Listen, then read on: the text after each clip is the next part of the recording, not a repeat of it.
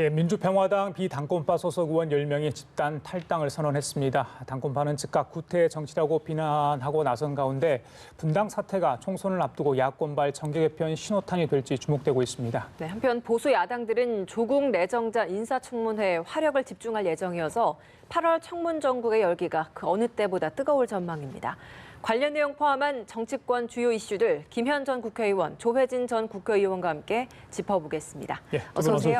안녕하십니까? 예, 어제 민주평화당 비당권파 소속 의원 10명이 탈당을 선언했습니다. 김 의원님, 국회에 계셨기 때문에 정치인들한테 이게 탈당가 있던 당을 나온다, 그것도 집단으로 나온다는 의미, 어떤 의미가 있는 겁니까?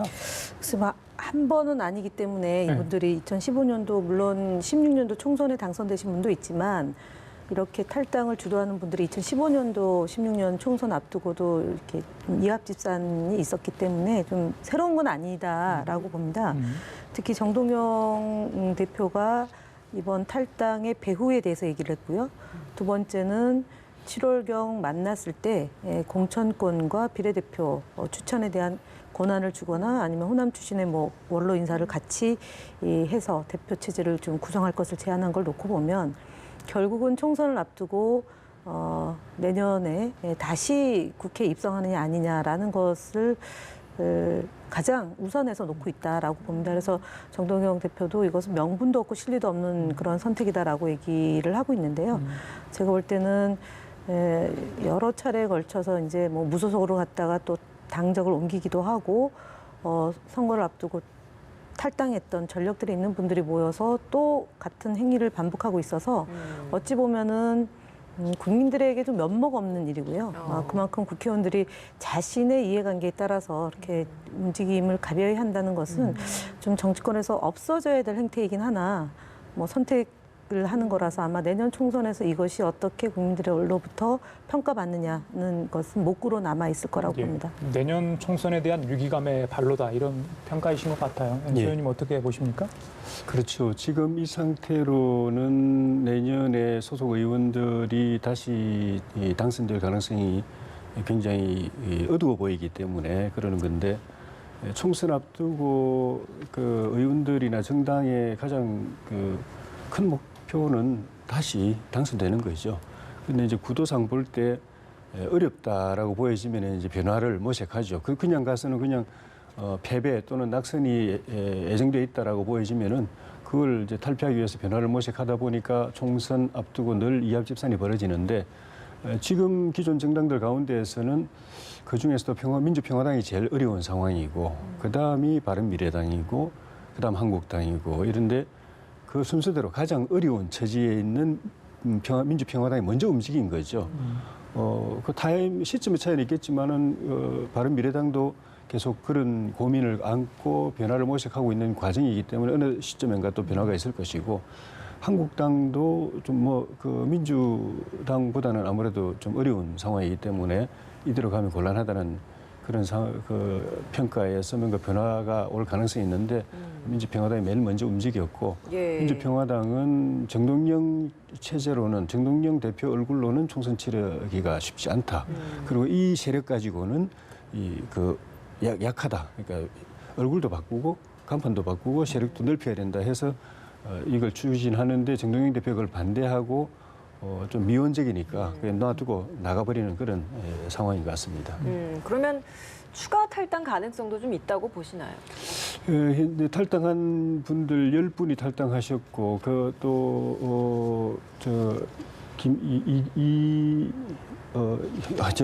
김경진 의원님 또 탈당을 하셨는데 거기는 나는 무소속 출마하겠다고 했고 남아있는 분이 정동영 대표, 박주현 대변인, 조배숙 의원, 또 김광수 의원, 황종호 의원 이 5분인데 공교롭게도 황종호 의원만 전남이고 나머지 분들은 비례든 지역구든 다 전북 출신이에요.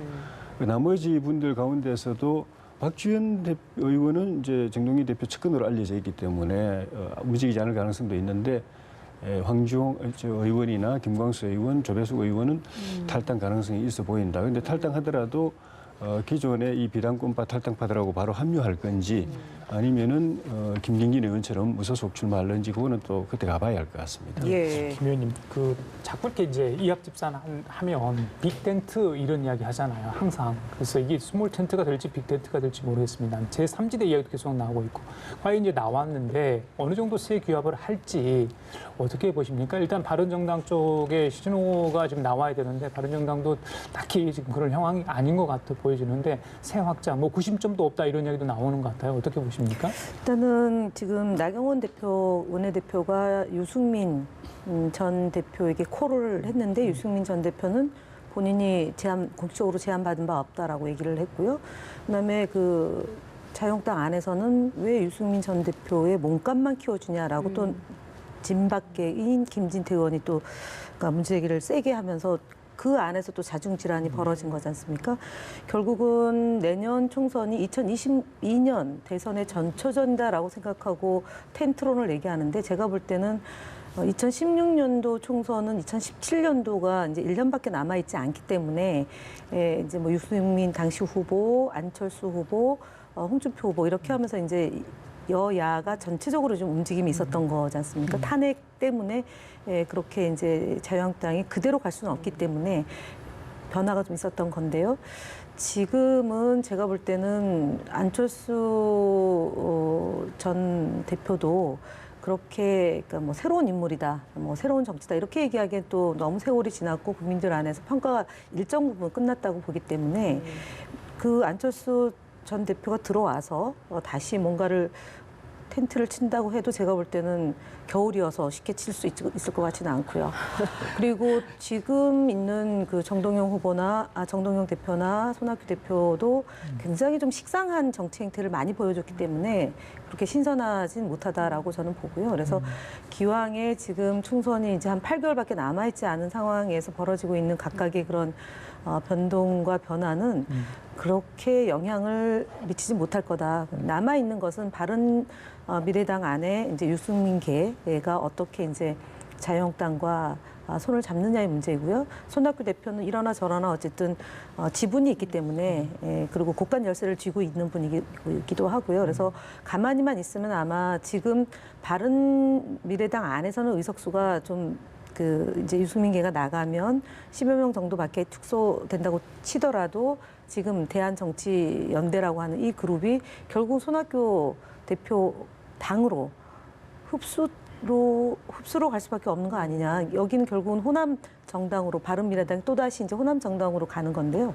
대략 그렇게 해서 정리가 되고 민평당은 또 정동영 대표가 그대로 거기서 조금 사람들을 모아서 총선을 치를 수밖에 없는 거라서 이거는 텐트론이라고 얘기하기까지도 좀 모호할 것 같습니다. 김 의원님은 흡수 쪽에 더 네, 저는 그렇게 봅니다. 네. 왜냐하면은 통합보다는 바른정당이 손학규 대표가 본인의 기득권을 놓고 굳이 움직임을 한다라고 하는 것은 제가 볼 때는 아닐 거라고 봅니다. 네. 조 의원님, 이 더불어민주당과 자유한국당 거대 양당이 있지 않습니까? 이제 군소정당들이 이합 집산, 정의당은 배제하고요. 여러 가지 좀 행태를 이제 보일 것 같아요. 총선 전 앞두고요. 거대 양당을 두고 나서 아무리 합쳐진다 해도 이게 과연 될 건가? 그러니까 중도층과 또 일타표 무당층도 굉장히 많지 않습니까? 이 사람들을 어떻게 흡수할지 전략을 짜야 되는데 지금 상황이면 과연 될 수 있을까? 회의적인 시각이 굉장히 많던데요. 예, 회의적입니다. 중도 정당의 시도는 역대 선거 때마다 늘 있어 왔습니다.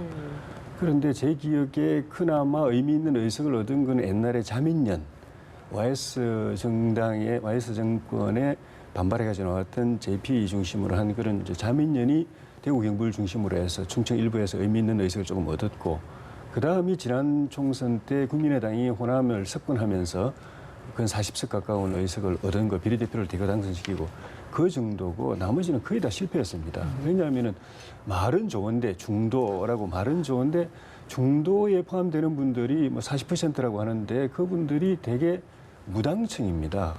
그리고 평소에 정치 무관심층이고 투표율이 제일 떨어지는 계층입니다. 투표 참여를 잘 안 하는 계층이고 그리고 성향도 중도라고 해서 보수하고도 다르고 진보하고도 다르고 확실한 차별화되는 중도의 노선과 이념과 철학과 정책을 가진 그룹이 아니고 그냥 부동층입니다. 그러니까 어떤 때는 보수 쪽으로 손을 들어주기도 하고 어떤 때는 진보 쪽에 손을 들어주기도 하고 그러니까 영어로 말하면 스윙 보트 또는 캐스팅 보트 역할은 하지만은 그거는 때로는 이쪽에 손들고 이쪽에 손들어서 그 역할을 하는 거지 이 자체의 세력을 구축하고 있지는 예. 않습니다. 그러니까 그걸 모아서 뭔가 살림을 꾸려본다는 거는 굉장히 어려웠고 그동안에 성공한 사례도 별로 없었고 그래서 이 경우도 표방은 그렇게 하지만 현실적으로는 예. 서로가 알고 있다시피 호남의 민주당의 틈새를 노리는 지난번에 국민의당 바람 같은 걸 다시 이렇게 볼 수 없을까 하는 인물 바꾸고 외연 넓히고 그리고 호남의 민주당이 잘 나가지만은 또 바닥 정서 속에는 또 그 문재인 정부에 대한 불만도 있다 이렇게 이제 느끼고 그 틈새를 파고들려는 그 전략이지 그런 중도 정당의 가능성 은 별로 없고 예. 오히려 이거보다는 이게 그 나비 효과를 일으켜 가지고 최종적으로 이렇게 바른미래당이 움직이고 한국당이 움직여 가지고 보수 대통합이 이루어지는 단초가 될 것인가 하는 게 오히려 더 관심사지. 예. 이 앞집산을 거쳐서 마지막에 그쪽으로 종착할 것인가 하는 게 이제 우리의 관심사고 예. 중도의 빅텐트를 만든다는 거는 쉽지 어렵다고 않다. 봐야죠. 예. 대한정치연대가 표방하는 것은 호남 세력 결집해서 호남에서의 새로운 뭔가의 표를 잡겠다라는 건데 그럼 두 분 다 판단하시기에는 그런 호남 세력의 결집과 나중 총선에서의 호남에서의 지지율을 받기에는 부족할 것이다 이렇게 판단을 하시는 건가요? 저는 뭐 냉정하게 보면 불가능하다라고 저는 봅니다. 왜냐하면 지금 민주평화당이 대략 한 지지율이 전체 지지율이 1%에서 1.5%대고요. 그다음에 호남에서 지지율이 한 5%대로 나타난다고 보면 지난 이제 그 2016년도 국민의당이 호남에서 이제 바람이 불었다는 것은 뭐 저희가 이미 본 거지만 예. 그 이후에 대선을 경과하고 지금 일관되게 나오는 그런 흐름, 여론의 흐름은 문재인 정부와 문재인 대통령의 성공, 그다음에 더불어민주당의 그 호남에서의 지지율 이런 것들을 감안한다면 아무리 민주평화당이 뭐 새로운 인물을 많이 흡수를 하고 그리고 뭐 재창당의 형태로 한다 하더라도 제가 볼 때는 지금 현재 규모로는 지금 현재 이 사이즈로는 도저히 뭐 이 호남에서의 대한 정치로서의 역할을 할 수 없는 구조이다. 그래서 결국은 마지막 그 이제 그 정동영 대표가 마지막 정치에 본인의 불꽃을 태우기 위해서 지금 계속 노력을 기울일 텐데 호남 분들이 이 문제와 관련해서는 굉장히 냉정하게 보고 있다라고 밖에 볼 수 없습니다. 민주당도 이 움직임에 있어서는 크게 의식을 하지 않고 있다라고 좀 보면 되는 겁니다. 예, 그러니까 의식을 하지 않다기보다는 정도가 아니다. 그러니까 정치라는 것은 명분과 그다음에 현실적으로 이제 표를 얻는 그런 정책과 노선을 가져가야 되는 건데 호남 특히 이제 저희 그 김대중 대통령 이제 서거 10주기가 되는 해 아닙니까? 그리고 그분이 그 늘 얘기했던 통일의 문제나 아니면은 인권의 문제나 민주주의나 경제 문제의 가치와 노선을 놓고 과연 부합하고 있느냐에 대한 판단이거든요. 그래서 지금 그야말로 명분 없는 이합집산 그다음에 내년 총선에서 자신들의 정치적인 이득을 보기 위해서 하는 행위이기 때문에 호남 민들이 그 부분에 대해서는 좀 단호하게 선택을 하지 않을까 그렇게 봅니다. 예. 그 한국당을 제외한 여야 사당이 패스트트랙 전선을 만들었잖아요. 근데 이제 평화당이 분당을 했고 지난번에 심상정 대표도 독자 노선 얘기를 많이 하지 않았습니까? 앞으로 이렇게 국회 운영하실 때 좀 불편한 점은 없겠습니까? 여당 입장 어떠세요? 예, 그게 가장 난감한 문제 중에 하나라고 보는데요. 8월 말까지 어쨌든 이 문제가 정치개혁 특위에서 논의가 돼야 되는데 논의를 시작조차도 못하고 있고 소위 구성부처럼 그렇게 그렇죠. 예. 그렇게 보면 8월 말까지 논의해서 해당 상임위에 올려야 되는데 지금 논의 주체였던 바른미래당과 그다음에 민주평화당이 집안의 문제 때문에 이 문제를 논의조차 못하고 있다는 점으로 간다면 어쨌든 좀 난감한 상황이 되어 갈 것이다라고 보여집니다. 쉽지 않다. 여당 쪽에서 그런 말씀 해주셨습니다. 자, 조국 법무장관 후보자 인사청문회 얘기를 좀 하겠습니다. 여야 공방 아직 시작도 안 했는데요. 뜨겁게 지금 전개되고 있는 것 같아요. 야당 쪽에는 뭐 자진 사퇴 뭐 이야기까지 나옵니다만은 글쎄요 뭐 여러 가지 쟁점도 있을 수 있을 것 같고요. 또 여당 쪽 전략은 이게 뭐 9월 초, 그러니까 추석 전에 뭔가 다 끝내고 싶어하는 그런 일정상의 어떤 전략도 지금 나오고 있는 것 같아요. 뭐가 가장 이게 조국 청문회를 앞두고 저희들 지켜봐야 할 거 일단 뭐가 있을까요? 야당은 나경원 원내대표 말처럼 그 조국 전 민정수석을 법무장관으로 임명한 거는 야당과의 협치를 포기한 거다. 야당에 대한 선전포고다. 전쟁 선언이다. 이렇게까지 격앙된 반응을 보이고 있는 거는 조국 민정수석 재직 기간 동안에 야당이 일관되게 그 검정부실의 무능, 그러면서 정치적 중립성을 일탈해가지고 개인의 SNS 활동을 통해서 편가르기 하고 야당을 공격하고 분열을 이제 획책했다. 예. 그리고 그 밑에서 특감반의 그런 이제 불법 사찰의 문제 이런 문제가 터졌는데도 전혀 개선도 안 되고 책임도 안 졌다. 그래서 그때부터 이미 사퇴하라고 요구해온 사람을 거꾸로 사퇴가 아니라 할 만큼 임기가 따로 있는 건 아니지만은 2년 반 넘게 하고 거기 더 자리를 높여가지고 법무장관을 앉혔다는 데 대해서 굉장히 이제 반감이 강한 거고 예.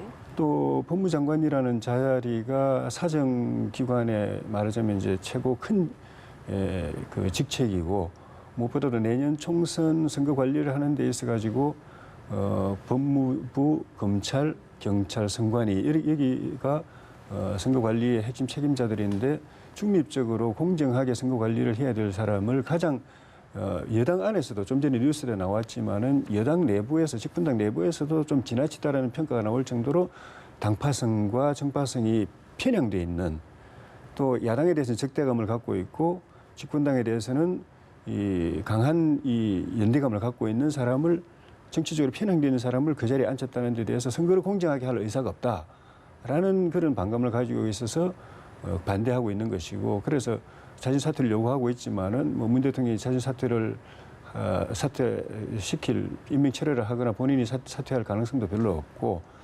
청문회를 하고 또 청문 보고서 채택이 안 되더라도 문 대통령은 반드시 또 장관으로 임명할 것 같고 그러니까 일부에서는 그러면 청문회 할 필요 뭐 있나 하는 이야기도 나오지만은 결론은 청문회를 통해서 이 인사의 문제점을 최대한 부각시키고 국민들에게 보여주겠다는 쪽으로 이제 가 있고 예. 핵심 이제 그 이슈는 좀 전에 말씀드린 그런 검정부실 정책과 관련해서 검정부실 그다음에 그 특감반의 그런 이제 일탈 문제 그리고 개인의 SNS 문제 이런 것들이 이제 정책과 관련된 문제고 개인 신상과 관련돼서는 산호맹 문제 지금 나오고 있는 그 문제하고 논문 표절 논란이라든가 또 재산 문제, 자녀 교육 문제 이런 개인 신상 문제들이 이슈가 될 것 같습니다. 예, 여당 내부에서조차 정치 편향성에 대한 시각이 엇갈린다라는 말씀을 해주셔서 김현 의원님, 조 후보자 청문회 준비하고 있는 여당 내부 분위기는 좀 어떻습니까? 일단은 좀 이 청문회는 문재인 대통령의 내각의 구성을 위해서 국민들이 알 권리를 보장하기 위해서 국회가 인사 청문회를 실시하는 거지 않습니까? 예. 근데 지금 야당이 그러니까 캐캐 묵은 색깔론 가지고 또 들고 나오고요. 그다음에 인사청문회 보고서를 채택 안 한 것이 그야말로 그 하자가 있는 인물이기 때문에 인사청문회 보고서를 채택 안 한 것이 아니라 야당의 막무가내기식으로 그 흠집 내기, 발목 잡기, 그다음에 대통령 흔들기, 그리고 망신 주기, 그래서 숫자 늘리기의 일환으로 16명의 인사청문회 보고서를 채택하지 않았다. 그 핵심이 그 조국 민정수석의 책임론이다라고 얘기하는 것 아닙니까? 결국 하나하나가 다 인사청문회 과정에서 국민들에게 평가가 될 거라고 저는 보는데요. 지금 문제는 도덕성에 대한 검증, 그다음에 정책 검증이다라고 봅니다. 그래서 7대 인사 배제 요인에 단 한 가지도 결격 사유가 지금 없는 거고요. 그리고 지금 나오는 대체적인 그런 얘기는 결국은 조국 수석, 전 수석에 대해서 마치 문제가 있는 것처럼 계속 언론으로부터 노출을 시켜서 피곤하게 만들어서 좀 그러니까 뭔가 문제가 있는 것으로 계속 그 부풀리게 하는 저는 그렇다고 봅니다. 그래서 지금 야당 안에서 이런 지적, 뭐 여당 안에서 일부 있다는 얘기는 있지만 예. 그건 SNS에 대한 그것에 대한 얘기가 있는 거지 조국 전 민정수석이 법무부 장관으로 타당하냐 안 하냐의 문제에 대해서는 대체적으로 타당하다 여당에서는요. 그리고 대통령이 추구하는 검경 수사권 조정 문제와 공수처 문제 그다음에 검찰 개혁의 문제를 해낼 수 있는 적임자가 바로 조국 수석이다라는 것이 저희 여당의 입장입니다. 예, 네. 오늘 아침 조국 법무부 장관 후보자가 출근길에 기자들의 질문에 인사청문회를 앞두고 후보자 일문일답은 곤란하다. 인사청문회 때 소상히 설명할 것이다. 이런 이야기를 했습니다. 청문회 준비에 박차를 가하고 있고요. 또 야당은 또 여당은 야당에 맞서서 방어 전략도 할 것 같아요.